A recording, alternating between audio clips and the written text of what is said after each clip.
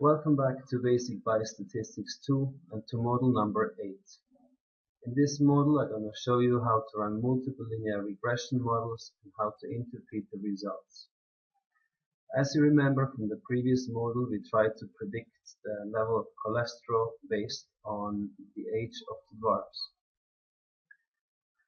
We can have models that are more complex, because remember that the R-square value was about 6%, which is not really high. The higher the R-square value, the more complete the model. So let's use an example if you'd like to predict cholesterol not based on age, but we think that cholesterol can be predicted based on the physical activity behavior of the dwarfs and the smoking status. This is not a linear regression model, but a multiple linear regression model because it has more than one independent variables. How to run the analysis? We go to Analyze, we select Regression Models and Linear as we did before, and we receive the same window. The dependent variable is still cholesterol as previously. We select cholesterol and move it to the dependent window. The independent variable this time is physical activity. We move into independent variable window and the smoking status as a categorical variable. This will give us a model trying to show whether physical activity and smoking predict cholesterol, or if you know physical activity and the smoking status of the dwarfs, how much cholesterol will change if the model is statistically significant. The assumptions of the multiple linear regression models is that cholesterol is normally distributed, that all the continuous variables are normally distributed, and if you add a categorical variable, the categorical variable has to be dichotomous, which means that consisting of only two categories. Smoking consists of two categories, smoking and non-smoking, thus we fulfill the assumptions of the test. We go to statistics and choose, as we did before, 95% confidence intervals of the slopes. This time we're interested as well in descriptives. We're interested in the collinearity diagnostics in order to see whether we have problems with collinearity or not. We click on continues and we run the test by clicking OK. SPSS calculates several tables as before. Remember that we have now the summary table, descriptives for cholesterol. We have the physical activity numbers, the mean per week 3.88, and basically smoking status, but as it's a categorical variable, it doesn't make much sense to present a mean value. The second table, as in linear regression, it runs as a correlation analysis between all of the three variables. For instance, in this first cell we can see that the correlation between physical activity and cholesterol is minus 0.895, which means a negative correlation. With smoking, it's also a negative correlation, minus 0.88811.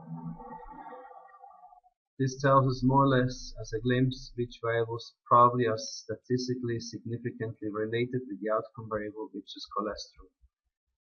It gives us a summary of the variables entered into the model. We have smoking status and physical activity. And then it gives an R-square value. Check the adjusted R-square value. We have a value of 0.799. This is almost 80%.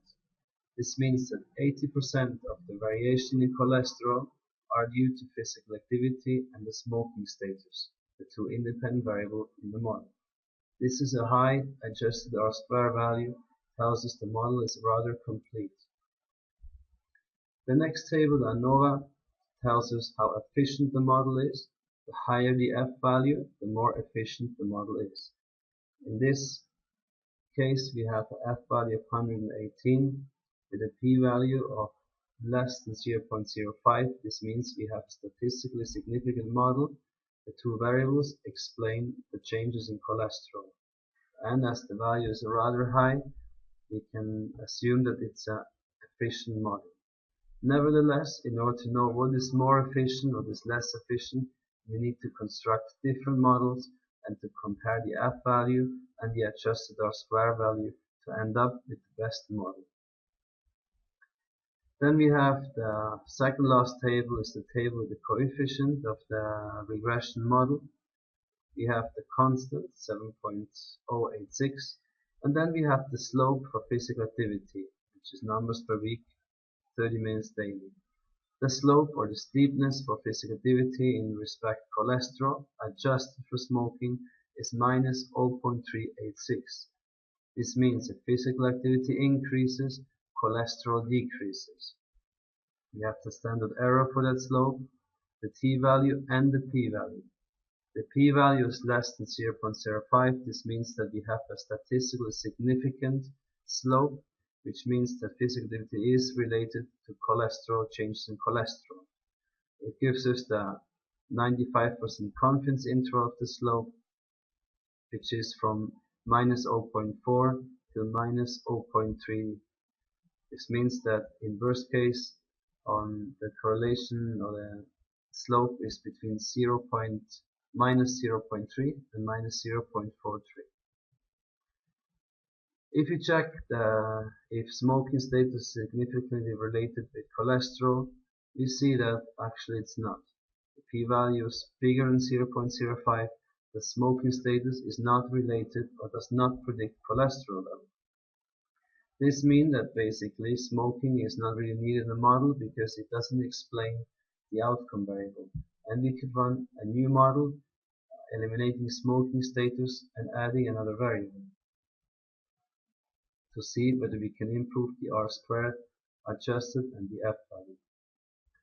The last table is collinearity diagnostics. In multiple linear regression, there's some assumption, which means that there shouldn't be a perfect correlation between the variables. If there's perfect correlation between the variables, we are up to no good and we cannot really use the model.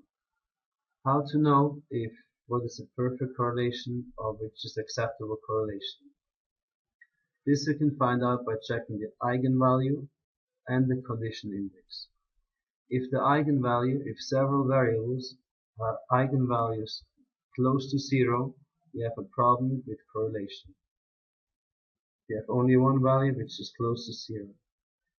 Or easier, you can check the condition index. If you have any value of the 3 condition index which is bigger than 30, we have a severe problem with correlationality.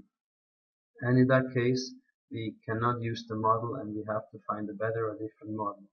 If in collinearity diagnostics one condition index is bigger than 15, we probably have a problem with collinearity.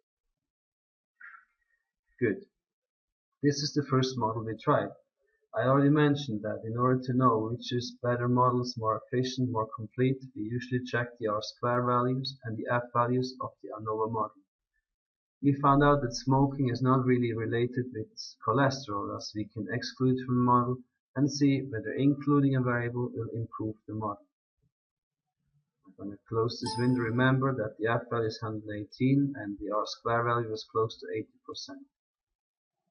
We close this window, we go back to regression, we go to linear regression as before, we remove smoking status, and we add now fruit and vegetable intake, because we may consume that if we eat a lot of fruits and vegetables, the cholesterol level might be lower. We have already defined the statistics, the descriptives, collinearity diagnosis, so we don't need to change anything. We click on OK.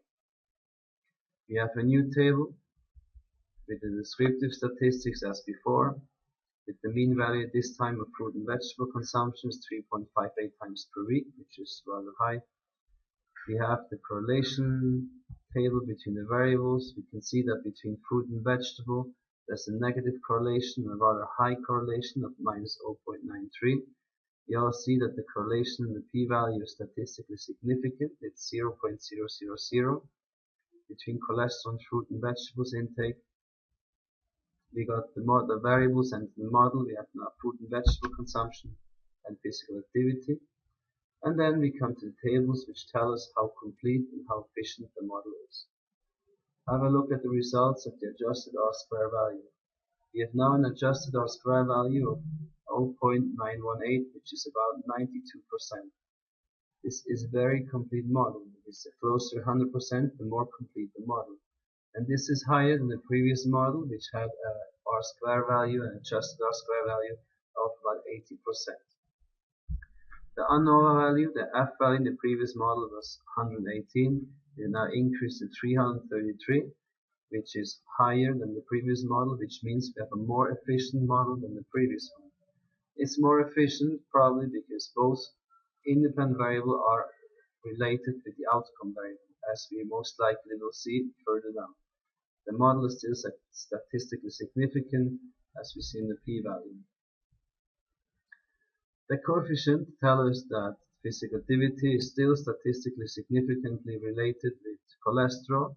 The slope is minus 0.155, which means for increasing physical activity we decrease cholesterol, adjusting for fruit and vegetable consumption.